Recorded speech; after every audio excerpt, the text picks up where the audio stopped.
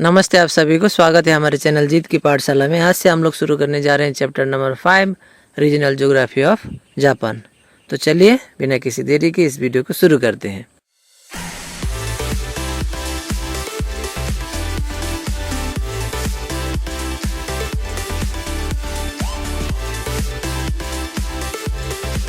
So now we'll discuss about industrial region of Japan. A large portion of the total area of Japan is occupied by various industry. तो Japan का ज़्यादातर area में हमको industries देखने को मिलेंगे। Although the country is small in size, the industrial region of Japan is quite vast. भले ही Japan एक छोटा सा देश हो, लेकिन यहाँ पे ज़्यादातर एरिया में आपको इंडस्ट्रीज ही देखने को मिलेंगे।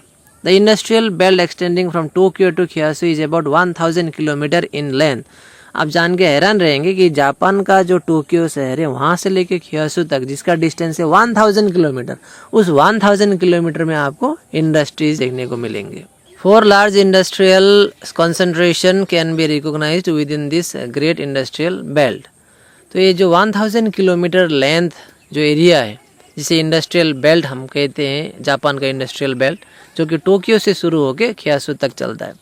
तो ये जो 1000 किलोमीटर का डिस्टेंस है इसको कुल 4 भागों में भाग किया है। तो पहला है टोक्यो योकोहामा रीजन, दूसरा है ओसाका कोबे क्योतो रीजन, उसके बाद आएगा नोगोया रीजन और चौथा है नॉर्थ क्योसू रीजन। तो ये 4 है वहाँ का इंडस्ट्रियल बेल्ट या फिर इंडस्ट्रियल रीजन। तो पहले समझते हैं टोक्यो योकोहामा रीजन को। This region includes the coastal areas along the Tokyo Bay of the Honshu island. तो टोक्यो योकोहामा रीजन जो है वो है Tokyo Bay of Honshu island का जो कोस्टल एरियाज है वहाँ पे। This region is highly suitable for establishment of industries as it is situated in the Kanto plain. तो यह एरिया इंडस्ट्रीज बनाने के लिए बहुत ही सुइटेबल है क्योंकि कांटो प्लेन में स्थित है। A large variety of industries are found in the region. तो यहाँ पे बहुत प्रकार के आपको इंडस्ट्रीज पाए जाएंगे। Amongst these industries, the iron and steel industry, shipbuilding industry, aircraft manufacturing industry, chemical industry, textile industry and machinery industry are notable. तो टोक्यो योकोहामा रीजन में आपको बहुत सारे इंडस्ट्रीज मिलेंगे, जैसे कि iron and steel industries, ship building industry भी यहीं पर है, aircraft manufacturing industry, chemical industry, textile industry और मशीनरी इंडस्ट्रीज सारे यहीं पे आपको देखने को मिलेंगे। Besides Tokyo, the megalopolis and Yokohama, there are more than 25 big and small towns and cities. Tokyo megalopolis, Yokohama के साथ साथ आपको 25 बिग और स्मॉल टाउन्स एंड सिटीज भी आपको यहाँ पे देखने को मिलेंगे।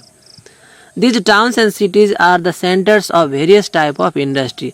और ये जो टाउन है यहीं पे आपको अलग अलग प्रकार के इंडस्ट्रीज देखने को भी मिलेंगे।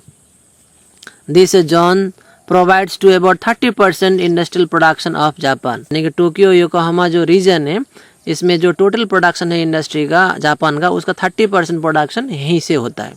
Moreover this region has a number of hydro electricity production centre. और यहाँ पे बहुत सारे हाइड्रो इलेक्ट्रिसिटी प्रोडक्शन सेंटर भी है। अब देखते हैं नंबर भी, Osaka Kobe Kyoto industrial region. It is situated in the coastal areas of Osaka bay.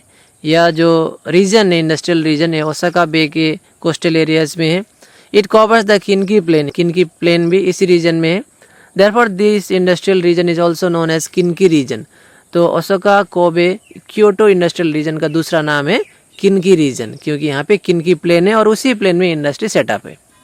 Good water transport facility coupled with conventional rail transport of the plain and rapid industrialisation have contributed in flourishing the industrial centre.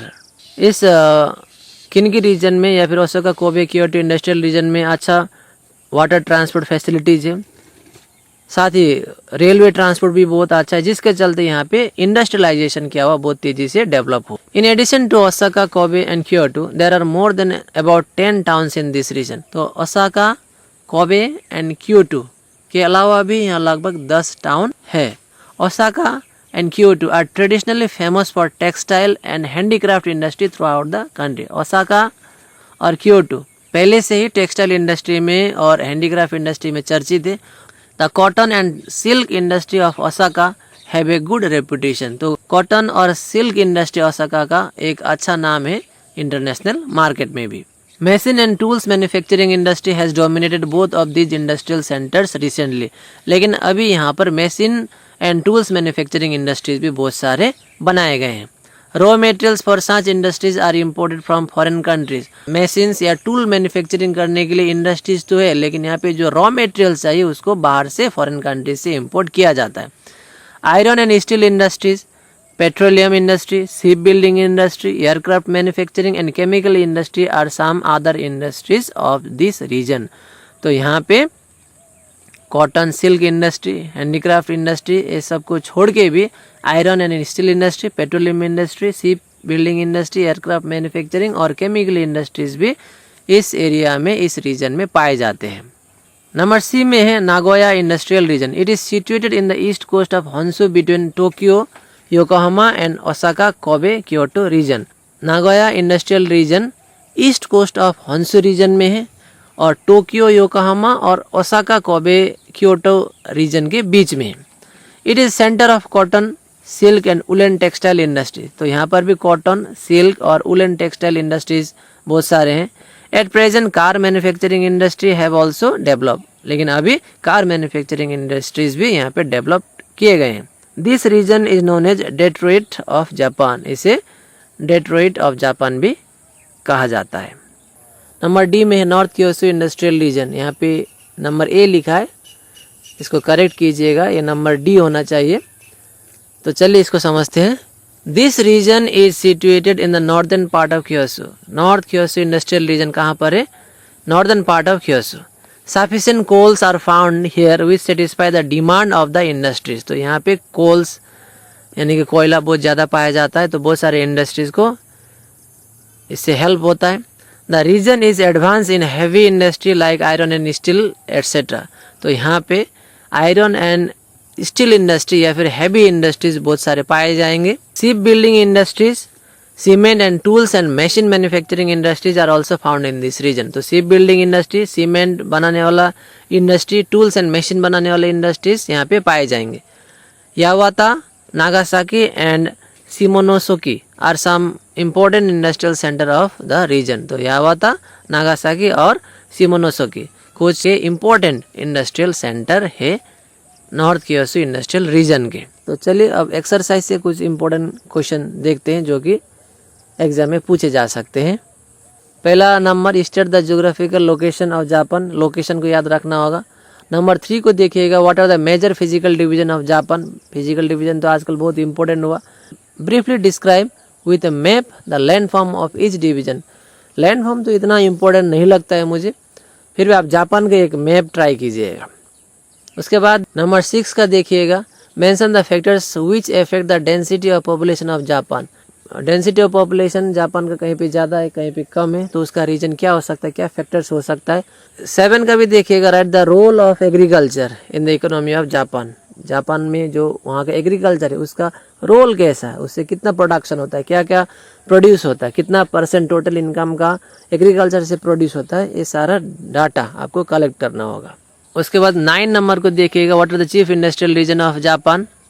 अब देखते हैं short note. एक देखिएगा, physiography of Hokkaido reason. उसके बाद 8 number का mineral resource of Japan. मैंने अभी यहाँ पे जो क्वेश्चन बताया आप लोगों को उसको पढ़िएगा, और ऐसा नहीं है कि सिर्फ इतना ही पढ़ना है, आपको जितना हो सके ज़्यादा पढ़ना है। हर पेज से आपको शॉर्ट क्वेश्चन बनाना है, हर पेज को आपको पढ़ना है ताकि आपका हर डाउट क्लियर हो और कैसा भी क्वेश्चन आए एग्जाम में उसको आप आसानी से लिख सकें। आपको जितना हो सके हर पेज को ज़्यादा पढ़ना है, इस बात को याद रखिएगा। तो इसी के साथ ये चैप्टर यहीं पे समाप्त होता है। Thank you very much for watching our channel Jeet Ki पाठशाला।